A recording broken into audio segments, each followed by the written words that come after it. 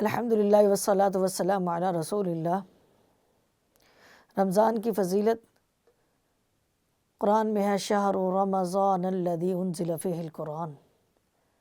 اللہ نے رمضان میں قرآن اتارا، ساری جتنی بھی کتابیں اتری ہیں وہ رمضان میں اتری ہیں، پر رمضان کو قرآن کی وجہ سے بہت ہی فضیلت حاصل ہوئی۔ اللہ نے کہا ہے کہ اجیب دعوت الداعی اذا دعانی، اس کی سحریوں میں برکتیں، اس کی افطاریوں میں برکتیں۔ نبی صلی اللہ علیہ وسلم فرماتے ہیں من صام رمضان، جو روزے رکھتا ہے رمضان کے، ایمان و احتسابا، ثواب کی نیت سے، ایمان کی حالت میں، غفر لہ ما تقدم من، اس کی ساری زندگی کے گناہ معاف ہو جاتے ہیں۔ اب ہم نے رمضان میں روزے رکھے ہیں، لیکن صرف دو چیزوں سے بچنا ہے، کیونکہ اللہ تعالیٰ نے اس کے بارے میں ایک حدیث ہے ہمارے پاس، قال النبی صلی اللہ علیہ وسلم الصوم لی وانا اجزی بہ، روزہ میرے لیے ہے، میں اس کی جزا دوں گا۔ کوئی بھی فرشتے روزے کا اجر نہیں لکھتے، کوئی بھی فرشتے روزے کا اجر نہیں لکھتے، کیونکہ اللہ نے کہا انا اجزی بہ، میں جزا دوں گا۔ تو لہٰذا ہم نے اس میں کرنا کیا، صرف دو چیزوں سے بچنا ہے، ایک جھوٹ سے، ایک غیبت سے۔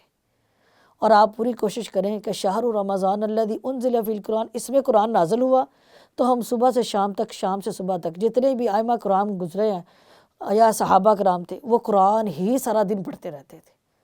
تو جب آپ قرآن ہی پڑھتے رہیں گے تو آپ چغلیوں سے، غیبتوں سے، اس دنیا کے فتنوں سے، آزمائشوں سے بچ جائیں گے۔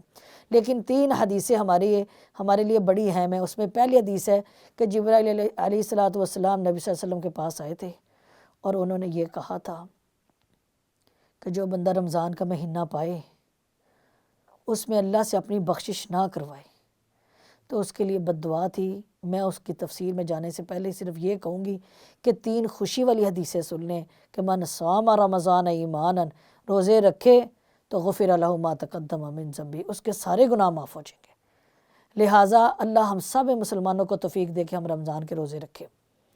اب دوسری حدیث کا من قام رمضان، جو امام کے پیچھے قیام کرتا ہے، غفر لہ ما تقدم من ذنبہ، وہ خود بھی تہجد کے ٹائم قیام کر لے، جو خواتین ہیں وہ خود بھی تہجد کے ٹائم قیام کر لیں، غفر لہ ما تقدم من ذنبہ، اس کے سارے گناہ معاف ہیں۔ تو اصل رمضان معافیوں کا مہینہ ہے، بخشش کا مہینہ ہے۔ اللہ جب بخشتا ہے، اللہ جب محبت کرتا ہے نا، تو اس سے پہلے، سب سے پہلے جو محبت کی نشانی ہے نا، وہ اللہ بخشش کرتا ہے۔ یغفر لکم ذنوبکم، تمہارے سارے گناہ معاف کر دوں گا۔ تو اللہ ہمیں توفیق دے کہ ہم اپنی بخشش کروائیں اور اس طرف آئیں کہ الصوم لی وانا اجزی بہ، کہ اللہ نے جزا دینی ہے۔ باب الریان جنت کا ایک دروازہ ہے، جنت کے 8 دروازوں میں ایک دروازہ ہے باب الریان، اس میں صرف روزے دار داخل ہوں گے، صرف روزے دار۔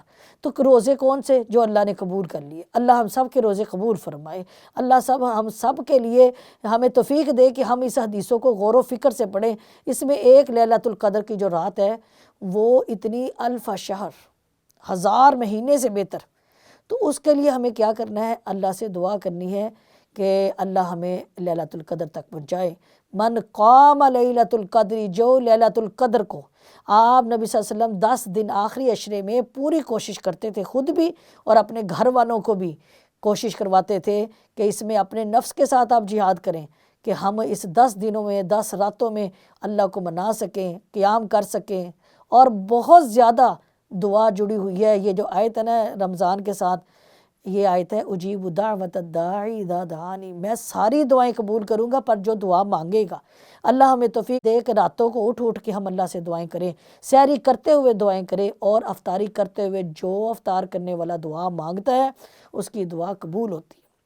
اللہ تعالیٰ نے کہا ہے کہ 2 خوشخبریاں ہیں افطاری کرنے والے کے لیے، جب وہ ایک تو اس کو افطاری کی خوشی ہوتی ہے، اور جب وہ اللہ کے پاس جائے گا۔ تو آپ یہ ذہن میں رکھیں کہ ہم نے پوری کوشش کرنی ہے کہ اللہ سے بخشش کروانی ہے۔